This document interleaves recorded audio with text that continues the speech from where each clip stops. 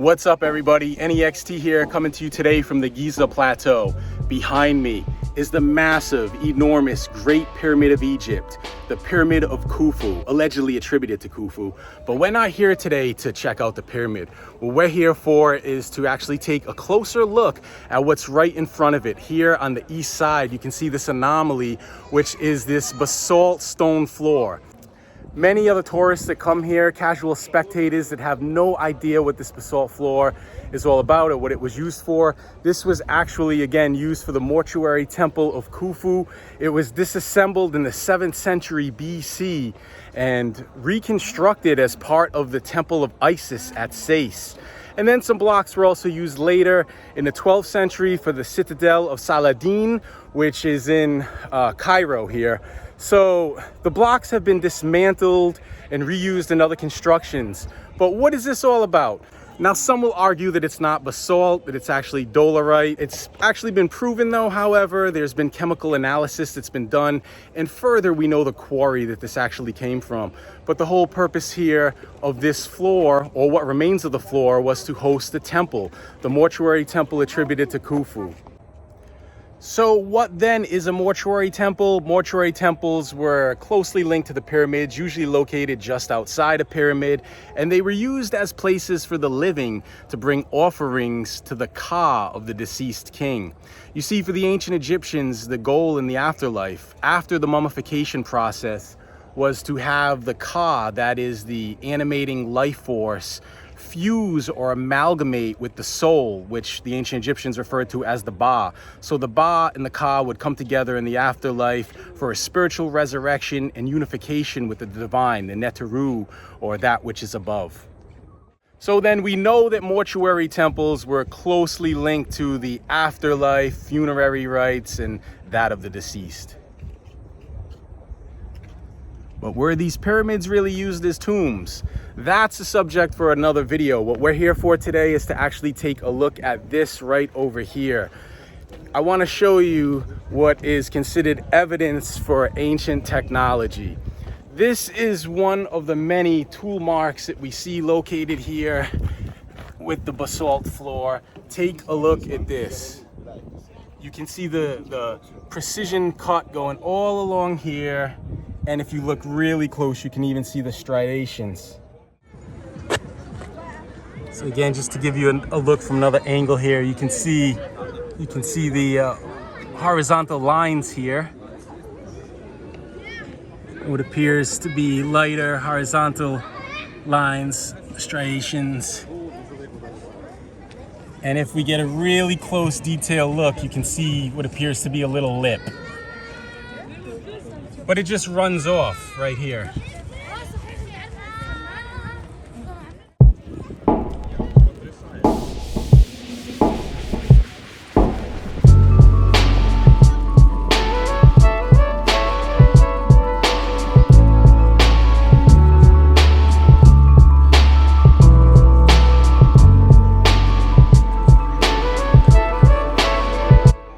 So were these ancient saw marks? That's the question.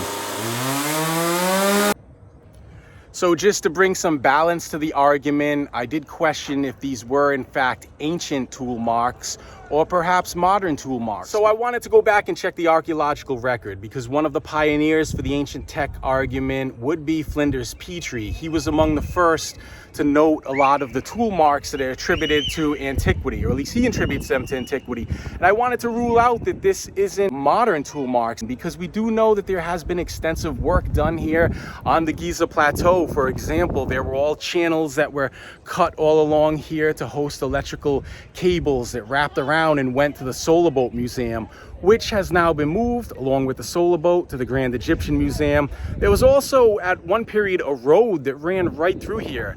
You can see that in the image here, how this road actually ran right across this basalt floor of the temple.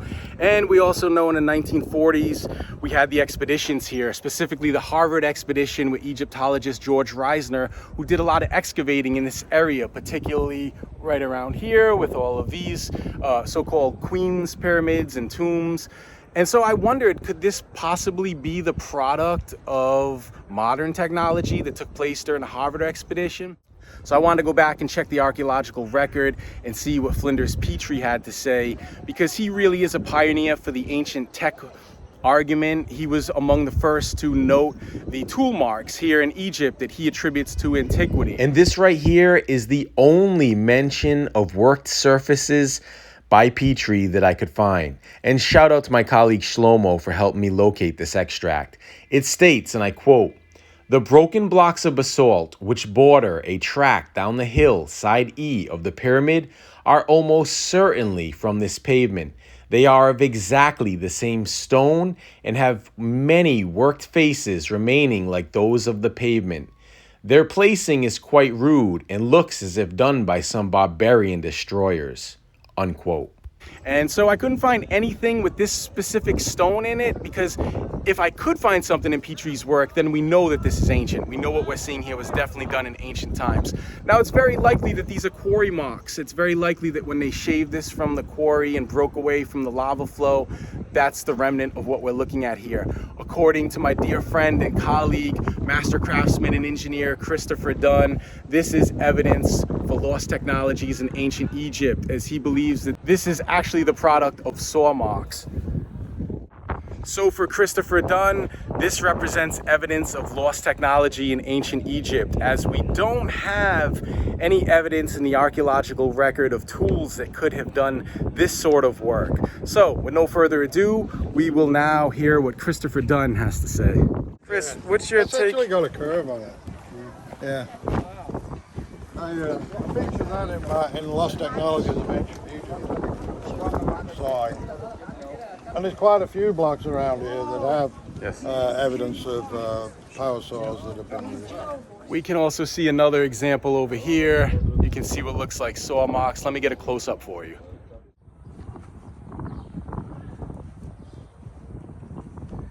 You can see where they cut the stone. And if you look really close, you can see the striations in the stone. There's some also unusual cuts here as well in the basalt. They brought the blocks in, and where there was interference to an adjoining block, they would just, rough saw it and fit it together. And then, as you can see, on the side of these blocks, it's fairly rough, and they set it into a bed of concrete or gypsum or whatever, just like laying a tile. So what's this like? So you do see all these blocks are pretty much rough on the bottom.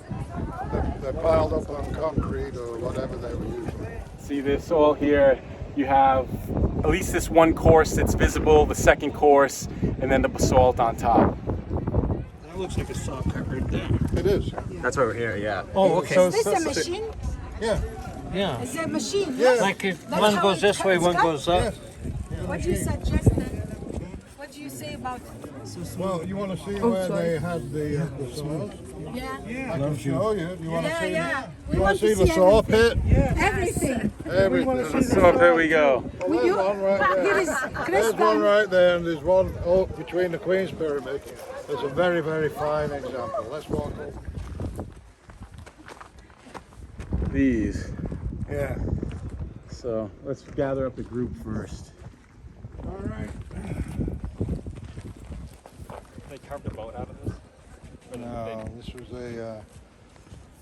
for a very large saw, like a table saw, but only about 30 feet in diameter. Big. Mega machine. This is where they had the 30-foot Yeah. cutting saw. Yeah. So what are we looking at, Christopher?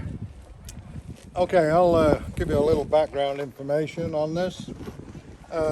After actually measuring a granite slab at Abu Rawash, it showed clearly defined saw marks on it, and the surface was cut in such a way that where the saw terminated, there was a compound radius. In other words, the radius was in two axes.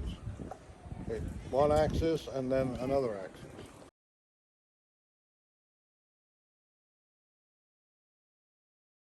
Right?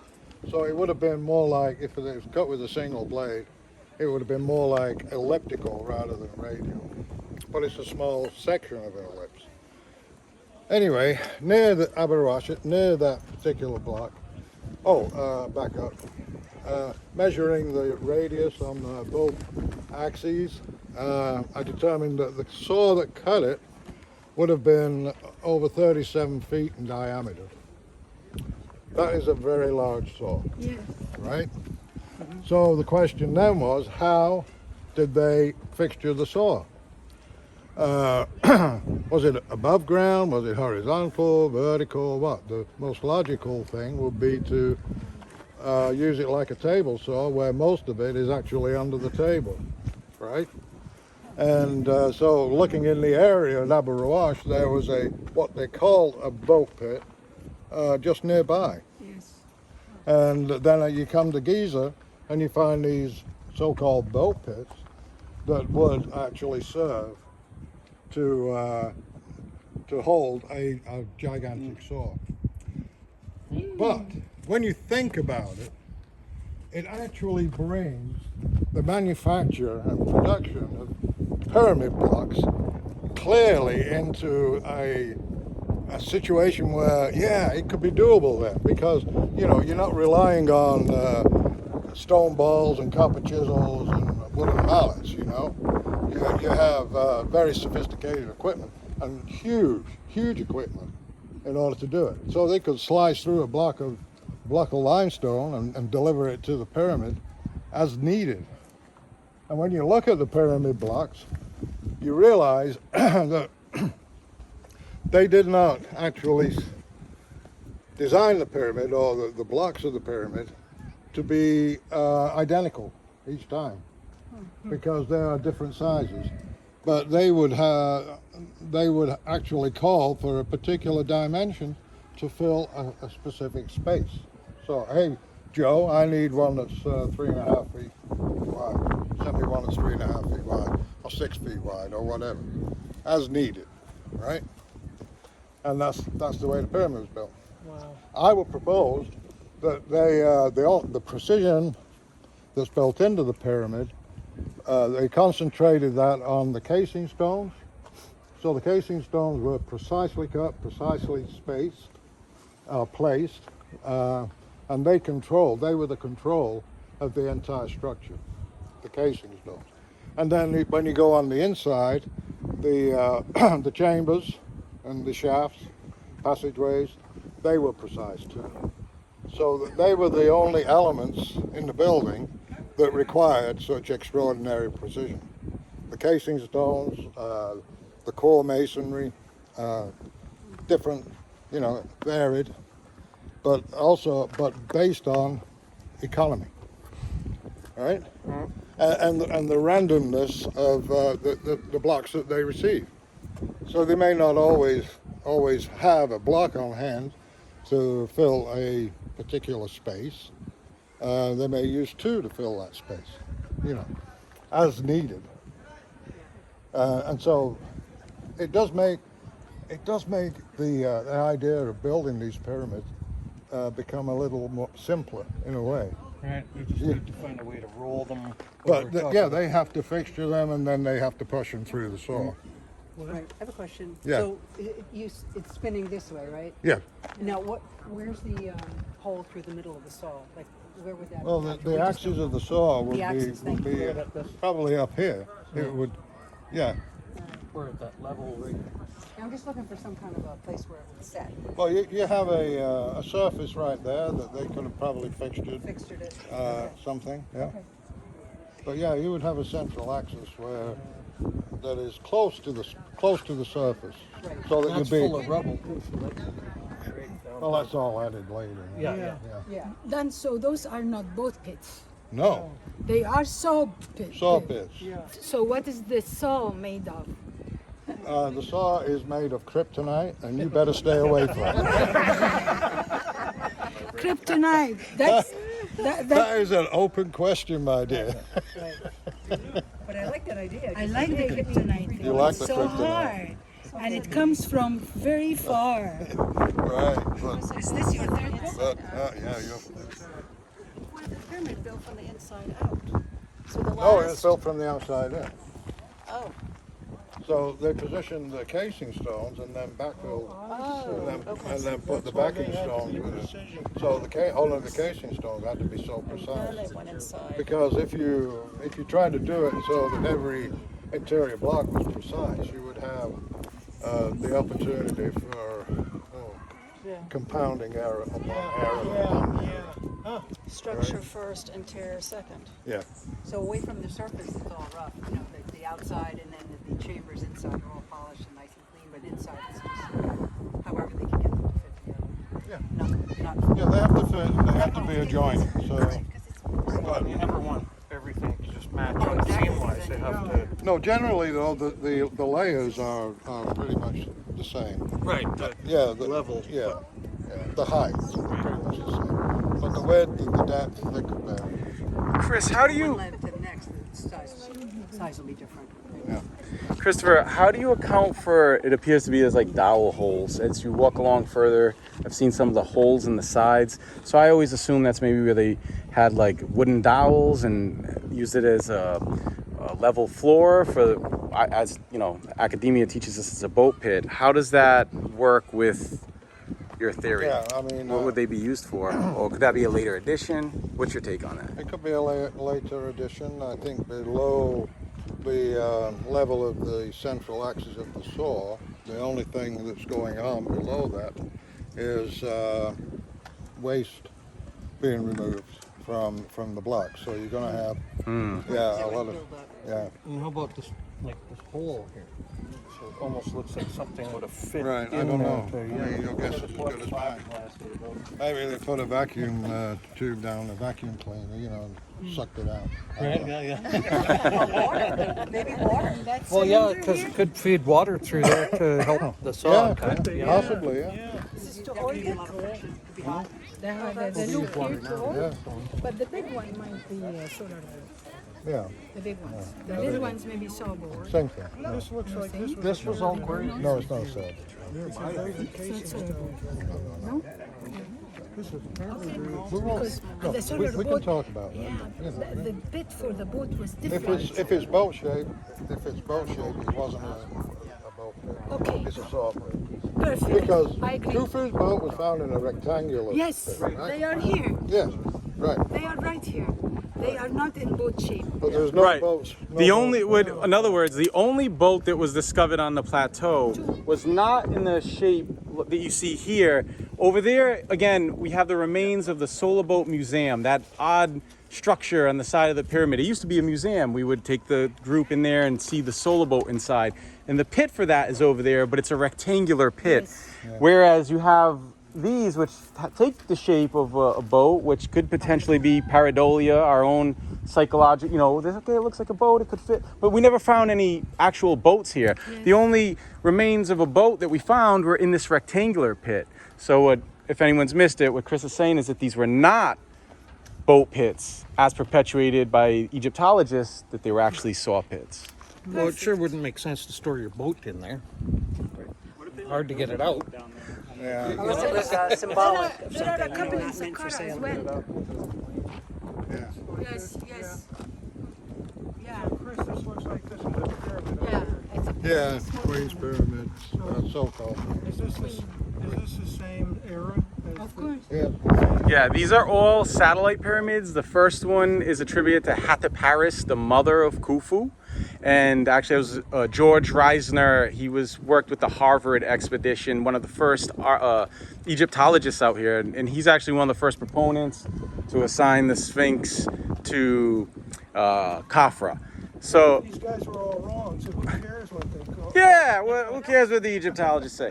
You know, we don't want to, the thing is, we don't want to throw out Egyptology entirely. I think we can extract value from everything. Yes. But the one key thing to remember here is that Egyptology is not an exact science.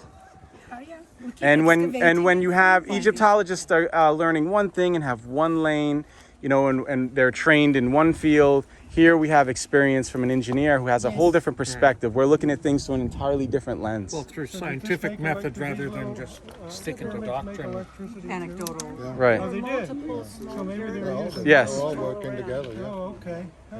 This whole thing here is what's called the Eastern Cemetery.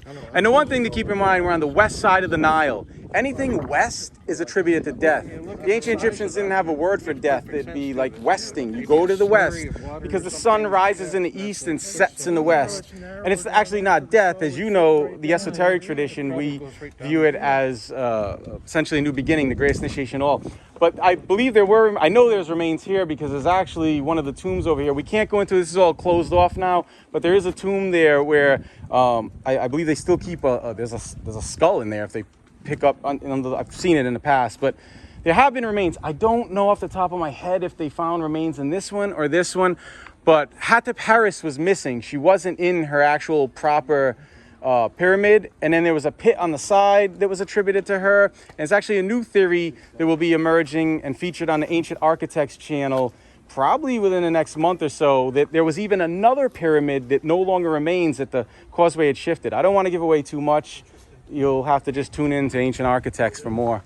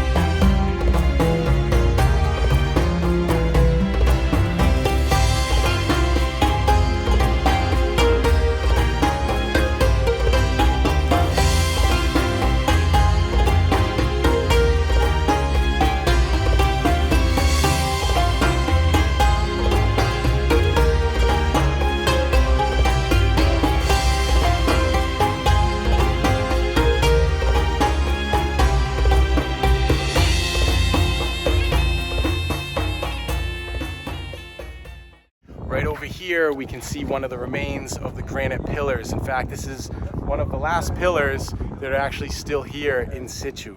You can see where water would have emptied out right into here, and we can follow the track of the underfloor. This would have all been under the ground, these water channels that flow all the way back here. So these would have been under the surface. Now, in the Old Kingdom, we know that there were funerary rites that involved libations of water and jars of Nile mud.